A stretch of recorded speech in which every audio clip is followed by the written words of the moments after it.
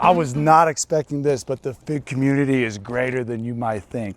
Antonio, the Fig Father, and MJFigs, I would like to thank you for sending me the last rare fig that I would like to add to my collection, and that's Angelito. Huge shout out to MJ and Antonio for making this happen. I've been looking for an Angelito. It's not like you can just go to a big box store like Home Depot and ask them for an Angelito fig.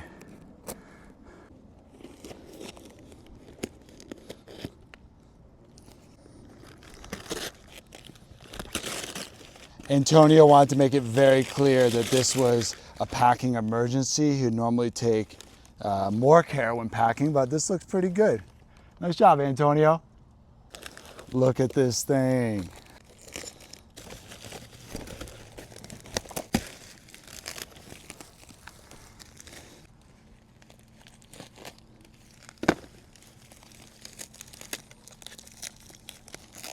It's actually hard to untape. This is one of the last figs that I've been trying to find to add to our rare fig collection. Angelito is well known for having some of the best flavor, really good production. It's not known for being an easy fig to grow. It's just one of the best tasting. Huge shout out to two of my favorite guys on the internet.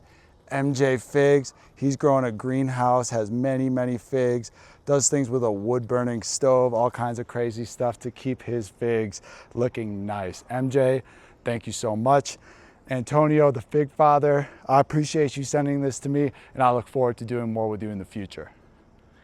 If you don't already follow MJFigs or the Fig Father on YouTube, go ahead and find them, subscribe to their channel. Thank you very much. Anytime you get a new plant that just suffered the trials and tribulations of USPS, it's always best to put it in the shade.